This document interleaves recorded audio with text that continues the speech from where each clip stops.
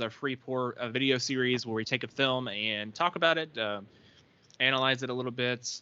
And right now we are doing A24 films, and we're on to First Reformed. And this movie came out in 2018, was written and directed by Paul Schrader, starring Ethan Hawke, Amanda Seyfried. I just rewatched this movie last night. Did you rewatch it yesterday too? I'm not done with it. Oh, cool. I remember I've seen it a few times. And I know you were also going to watch the commentary, but we had to move this video up recording wise.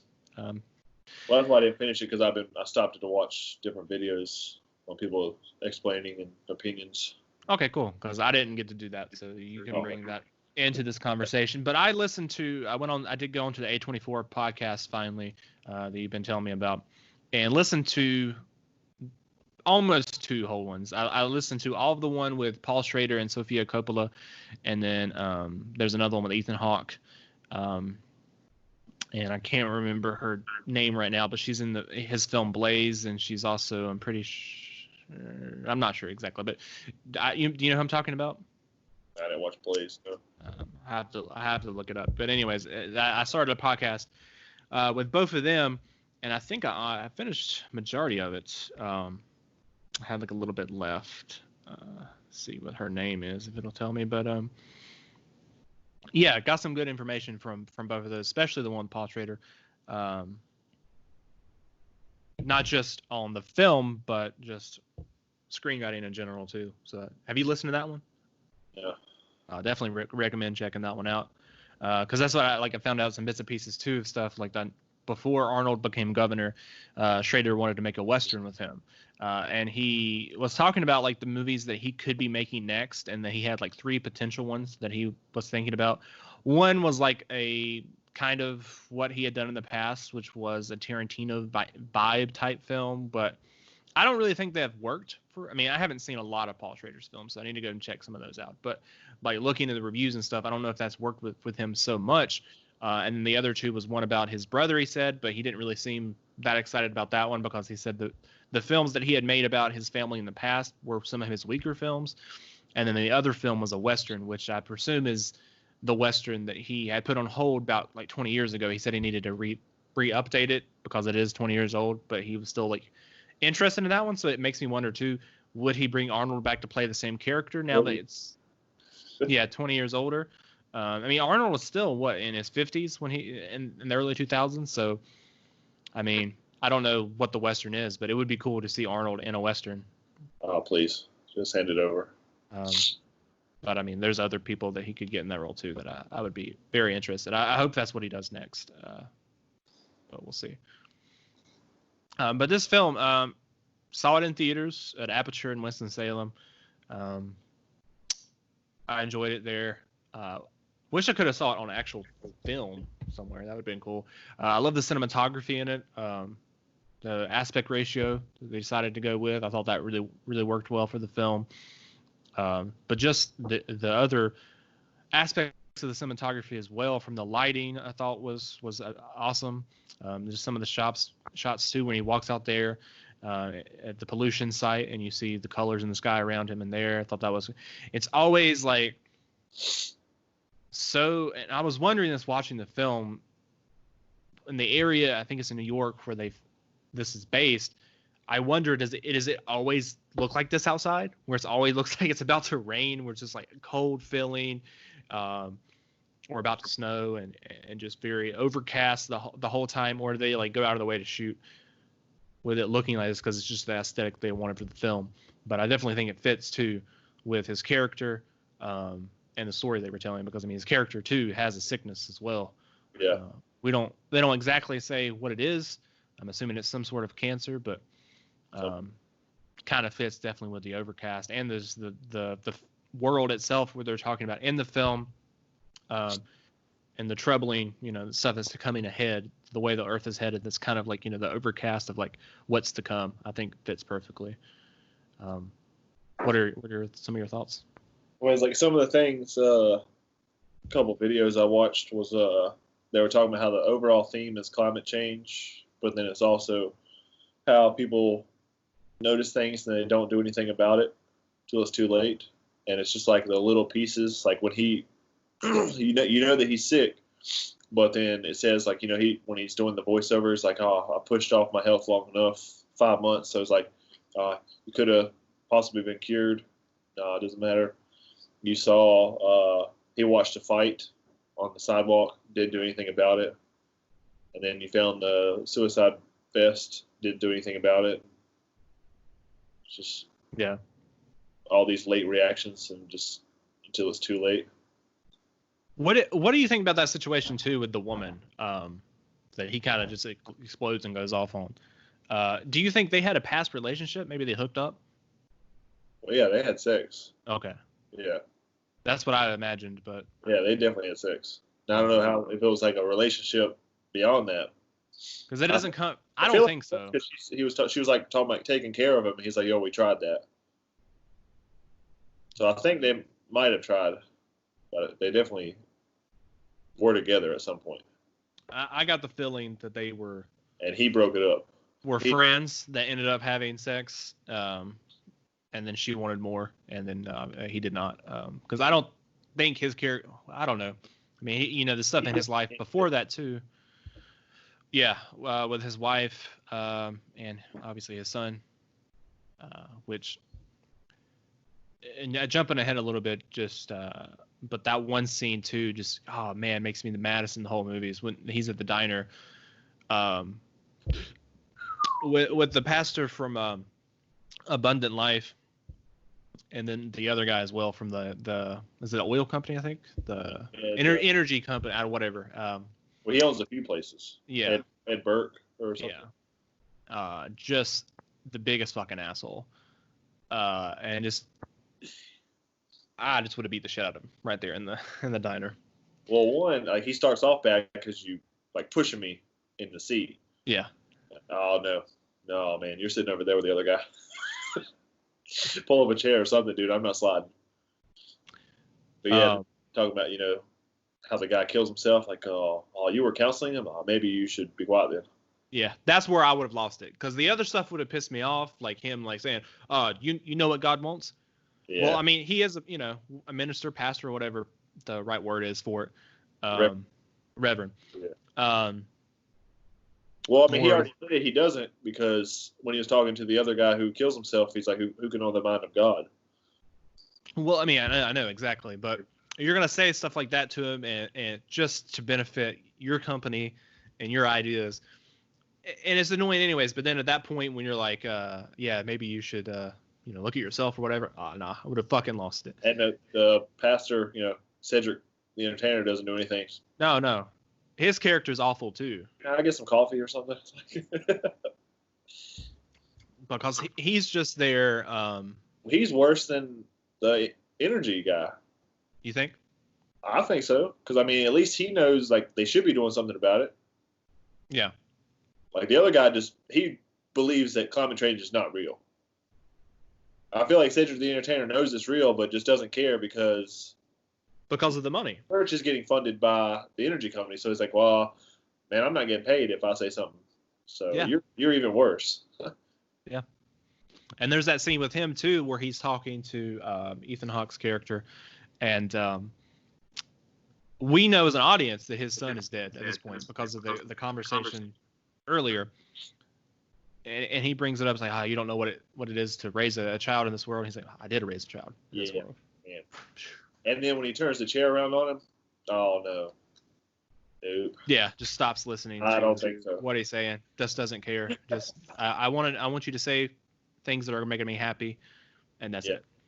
It's the work fix, man. Well, and then they also too the worker guy at the church who like dumps the trash and sees the bottles. Yeah. First of all, mind your own business. Like. Well, that was another thing is the videos were talking about how he was another one who, he saw the warning signs, like I'm sure he had seen bottles before in the trash from Ethan Hawke. It's from Ethan Hawke. Yeah. And it's like, if he does have something, I'm guessing it's a liver problem if they kept showing the drinking. Because it's got to do with, kidneys maybe, because he's pissing blood. So you don't know how much it's spread either. Yeah. But that was another example how, if he he probably had seen the bottles before and didn't say anything. So maybe if you had, I don't necessarily. Maybe it wouldn't be that far gone. But I mean, you can't know. But that was another example of them not doing something until it's too late. I didn't get that vibe. I think it was more of a stomach cancer or a. I think it originated in his stomach, some sort of stomach cancer that may have spread to other parts. But I mean, he was peeing blood, but he also had blood in his stool too. That's what the doctor asked. And then when he was like, "Yeah," and the doctor was like, "Oh man, oh, it's not good. We gotta schedule this for next week." He pushed it off like 5 times. Yeah. Can't ignore this any longer. Yeah, probably not, dude. You know, he said he could barely stand. Yeah, that's it happened, I'm sure. Which, and I mean, obviously we're gonna get spoilers in this video. We're talking about it, but in the podcast that I listened to with Paul Schrader and Sofia Coppola, they talked about the ending of the film, and which I thought was pretty clear, but apparently not. Well, apparently Paul Schrader says there's 2 different ways you can take it. And either way he's fine with. He says so. It's not a clear-cut way either way, because one of the things he said when he wrote Taxi Driver, he had one thing that was supposed to be in his head, and that with the ending of it, that it was real. The ending of Taxi Driver is real, but people came up with the idea that it wasn't, and he didn't expect that, and that's not how it's supposed to be perceived. But so when he made this film, he wrote it as it could be taken either way. You pick whichever one you want. He said he's not going to say a clear one. But I think like you, I agree that he died. Yeah, I think it's pretty clear that he died. I don't know how you take it any other way when you especially when you rewatch it over and over. Yeah. Yeah, or just little things. I mean, the door was locked when Cedric the Entertainer tried to get in. So how does Amanda Seyfried's character get in there? And then she wouldn't really have any reason to go visit him because she's waiting in the church for him to show up. Like, she doesn't know that he's late. Yeah. I don't think it's very clear. I thought. I mean, I think so too. I don't think that. I think. I mean, also too when he has barbed wire, Yeah, she hugs him. And he has no oh god. And also once that happens and he starts hugging her, you don't see any blood either. No. Seeping through, which you did before. Well, yeah, when he was walking towards her. Yeah. But there was a little bit. Yeah. I thought. I don't remember. I know when he first puts that on and he gets the glass to drink, you see it. But I don't remember seeing it when he walks. And I might be wrong. I don't see it when he walks over to her. I thought there was a little bit on the front of him, but not any on the back, which is hard to believe. Maybe. There's not much as there should be for as deep as you were putting that barbed wire in. But that's what Schrader said. He said you could take it one way that he did die, that he drank the Drano, that he fell on the floor, which we didn't see, and was just throwing up his stomach pretty much. And then the God came to him and said, for the first time, because he hasn't spoken to God the whole film, the God came to him and was like, hey, this is what heaven is. And it shows him just one long kiss. That's how I perceive it too. But and then when it cuts to black, I think that's when he dies. Yeah. Yeah. But I thought he said you can take it a different way too, where she does come in and that he is saved. But I mean, also that's kind of stupid too, because if you do take it that way, if you want to be really optimistic and take it that way, he still got cancer. He ain't making it. Well, I mean, it's that idea of hope and despair throughout the whole movie. I guess that's why. That's the only reason I can think why he would say there's 2 different ways to take it, because the hopeful aspect will be oh, he survived, maybe there's a cure, maybe he lives with her, whatever. But the despairing thing is nah, he died. He just killed himself in one of the worst ways I could imagine. Yeah. Your stomach's messed up as it is, and I'm swallowing Drano. I mean, when I was watching it, I was like, man, I would at least mix the Drano with the liquor. Yeah. He just pours the liquor out and just drinks a straight full glass of Drano. if you go in that direction, Yeah. that he'd drink it. I'm at least mixing it with something. Get it down. It just seems like a really thick liquid too. Yeah. I can't imagine forcing myself to drink all of that. Just like a bad tasting eggnog. Like a whole glass. Your stomach is done. But Ethan Hawke's performance too was incredible, and I can't. Did he get nominated for actor? I don't think that he did, but I might. No. And that's another thing. Just the Oscars completely snubbed this movie in general. I think. Arguably his best performance.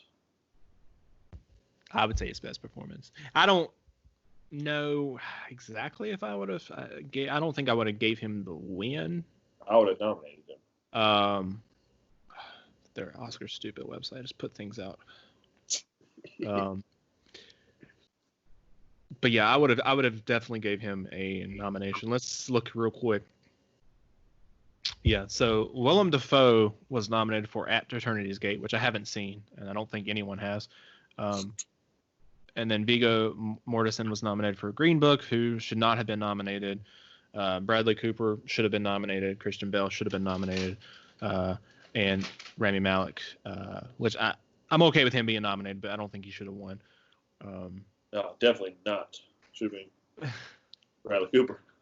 Yeah, Bradley Cooper, or I think Christian Bale in Vice was better than his performance as Freddie Mercury as well. But Ethan Hawke should have been in there, which sucks. Amanda Seyfried's good in it too. I think she did a good job with what she had. Yeah. That's just the main focus is Ethan Hawke though. Right. There's no scenes in the movie. Well, supporting characters, but that's definitely the main. That's what thing is like with. I wouldn't say I would have nominated anybody else because they're not in it, except to support him. So they don't have their own kind of story. Like every one of their stories revolves around him being in it. Yeah. Also in that podcast too, Schrader was talking about how this is a film that he had been thinking about making for a long time, like the themes of it, the religious themes, but it was a film he was always afraid to make. I bet. Because, it was never the right time to make it. He grew up religious. I can't remember what church or what segment or whatever he was a part of, but I don't know. It was really interesting listening to him talk about it. I've listened to a few of them. I like the one with Jonah Hill and Michael Cera. I need to listen to that one. But those are the two I haven't listened to though. Listening to his casting decisions as well. I think he said that like the three people that he had in mind for the role was Ethan Hawke, obviously, Oscar Isaac, and Jake Gyllenhaal. But Gyllenhaal, but I would rather have somebody older like Ethan Hawke though. That's why he ended up going with Ethan Hawke. That's one of the reasons he ended up going with Ethan Hawke is that he was older than those other two guys. So he and I think that fits the character more, that he should be older than them. But it's interesting to think about. I mean, I think both of them could have gave a good performance in this role, but I think ultimately the older aspect worked more. Yeah. Apparently, he did see. I think he had full creative control over this movie, unlike his others. Well, this is the second one that he had full control over. Because I think that was to his benefit as well. Well, I don't know if I don't exactly know, because Dog Eat Dog, I don't know when that came out, if he made any movies between that, but he was talking about that he had made a movie with Nicolas Cage that never came out, and it was because of editing, different reasons, and it was the studio, he didn't get along with them, and him and Nicolas Cage ended up just removing themselves from it completely, and it didn't get made. So then at that point after that, he said, he wanted to make another movie with Nicolas Cage. He said, I think we need to work together again to remove this stain from our filmography, and make it up for it. And then he ended up doing that with the film Dog Eat Dog, which I need to go check out. But it's got Nicolas Cage and Willem Dafoe in it. But he came to the studio with that one and he said, I'm only going to make this movie if I get Final Cut. Because I'm not risking working with him again and the same situation happened. So they were like, okay. So then they made Doggy Dog, and like I said, I don't know if there was any films in between that and this one, but he went into this one like the same thing, where he's like, I have final cut. Yeah. I'm only gonna make it if it's like that. Maybe Nicolas Cage will be the one in the Western then, if Arnold doesn't make it. I don't want Nicolas Cage to lead it. I think if you get the right person. I wouldn't mind seeing Nicolas Cage in a Western, but I would probably rather see somebody else. I don't know. You were talking about those other two actors. Maybe put one of them in there, like Jake Gyllenhaal, maybe, or Oscar Isaac. Depends on what the movie's about. Yeah, Ethan Hawke even. Keep Arnold. Arnold. I just don't know. I feel like if you make a movie with Nicolas Cage in the lead, Western, and this is just not really based off his acting talent, but I don't know how far you're going to come getting that movie to audiences and people watching it. A24, dude. I don't think Nicolas Cage has been in an A24 movie, so I don't know, like, not yet. Would it be pushed? Would it, because he was talking about this one, he made it, and this was a movie that wasn't, I have to go and look at it, what like initially financed the movie. I'm not sure what company did that, because that wasn't A24. So the movie was made, and then it went to like festivals and stuff, and then A24 bought it. Yeah. Instead of creative being there from the beginning.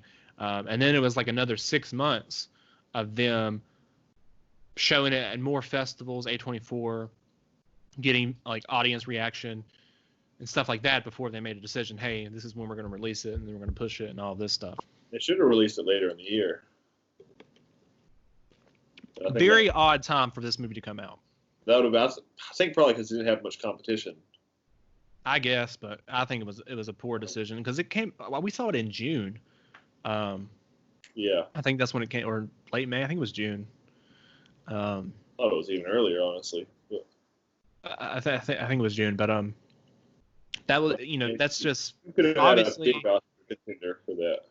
And I don't know because we drove to Winston to see it. I'm not sure if did it end up coming closer? No, that's why I had to drive to Charlotte. So even then, it wasn't that wide of a release.